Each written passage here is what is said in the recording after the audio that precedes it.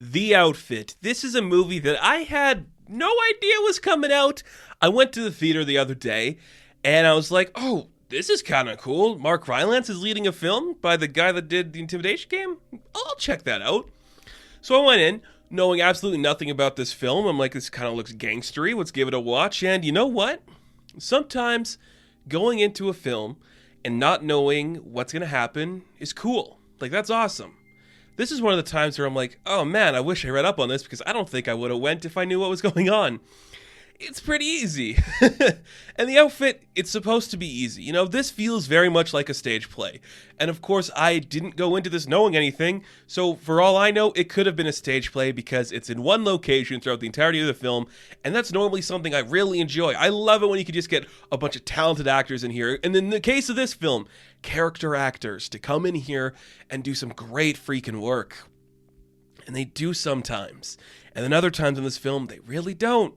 They really don't. It's kind of cool. So it is cool, you know, just going in not knowing something. I just don't think there was enough here to make me like it. So the premise of the outfit, we see Mark Rylance. He is a cutter who like makes tailored suits for people with connections to the mob. And one day there's a bad night and some bad shootings go on, and it kind of becomes like this really intense piece where, you know, the telltale heart, where there's like the ticking time bomb in the house, and maybe the mobsters are going to find out all this and who's really betraying who and who's backstabbing who.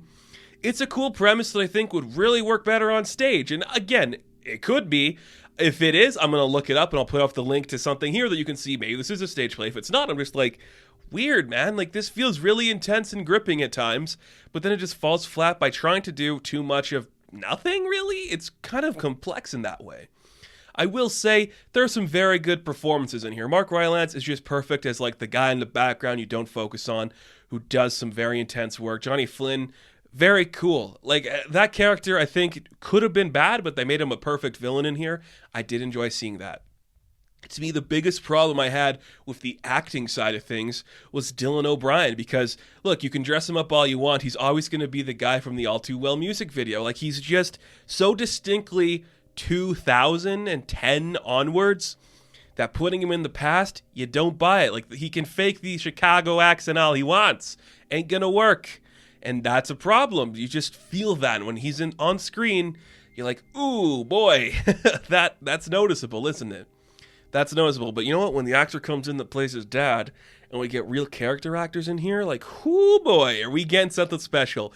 That's what I love about this. When you take away the names, my goodness, you got some raw performances in here doing some great stuff. Powerful men just talking and feeling things. And this is the thing I've been saying forever. You don't have to put people in a fat suit. You can just get talented actors who are bigger because they can still give you the performance you're looking for. Because my God, is it fantastic when it happens. There's just so many great supporting characters in here that work that way. And Zoe Dosh is in here. Is that how you say her name? You know, Leah Thompson's kid. She does pretty good. Again, you buy that she could be in this time period, but much like Dylan O'Brien, it feels like you're seeing somebody playing in the time period as opposed to being in it. And maybe that's just like their characters are supposed to be like kind of the star-crossed lovers and kind of like these characters who are of a different time, so they're younger, they're not as like seasonally broken in on this world, and maybe that's the point, but it really hinders the actual flow of the story when you see them talking, because you're like, oh yeah, there's the actors, this doesn't feel like it's natural anymore. And that kind of sucks. But it's a really good script. Like, I think this is why I'm like, this should be a stage play, because that script, if you got the voices going and everything, well, my goodness, it is it well, and just it has the tension. It kind of loses itself a little bit in the middle there of certain people just doing certain things. You're like, oh, you'd be able to figure this out right away that something was off, but whatever. Like, I think just on paper, man, that script works really well. It sounds cool. It flows great. As a writer, I'd emulate something like this. Because dialogue is important when you're doing a one location thing, and it plays with the set really well in that way too. I did enjoy how that worked out. And the twists and turns, you don't see him coming. You kind of get the sense like, oh yeah, this is our main character. He knows what's going on. Sometimes the world's against him. Sometimes things happen that you're not expecting. I do like that aspect of things. There's some cool direction in here. I do like the way the camera kind of like moves around, following people as if like we were frantically a part of this world too, searching through everything. That's very interesting, and it plays with its time period pretty well too, of like the gang leaders and the Al Capone stuff. I do enjoy how that all works together, but overall, you just can't get past the things that hinder this, and that is just the lack of leading talent really driving it forward, and sometimes just like, okay, it's not that long a film, but you feel the weight of it in the scenes where things are extended or oversaturated, where you're like, yeah, okay, take a step back, we don't really need this. But I will watch Mark Rylance do anything, because this man is a national treasure. He is a talented performer who has done no wrong in my eyes as of late. I can't remember all of the things he's worked on, but he really gets what he's doing here. And just seeing, like, I would say this is like John Wick for English people, just like that level of like confidence and suave personified into like that type of just like character. It's kind of cool. It's kind of cool that way, but just not that interesting at times either. And you really feel it when some of the lackluster moments are really just like the forefront. That part really sucks. And sometimes it just happens with films like these.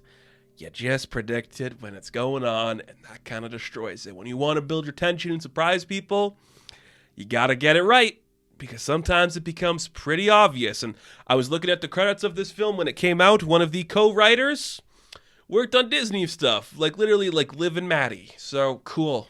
I mean, that's a big departure.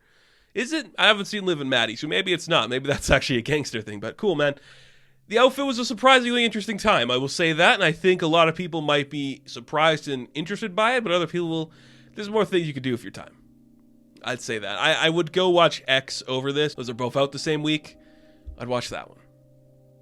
So, the outfit. I am going to give a 5 out of 10. Now, thank you guys for watching this review. Be sure to like and subscribe to the channel. As always, you can check me out on Instagram, TikTok, and Twitter. And as always, I will catch you in the next one. Have fun. Stay safe. Good luck.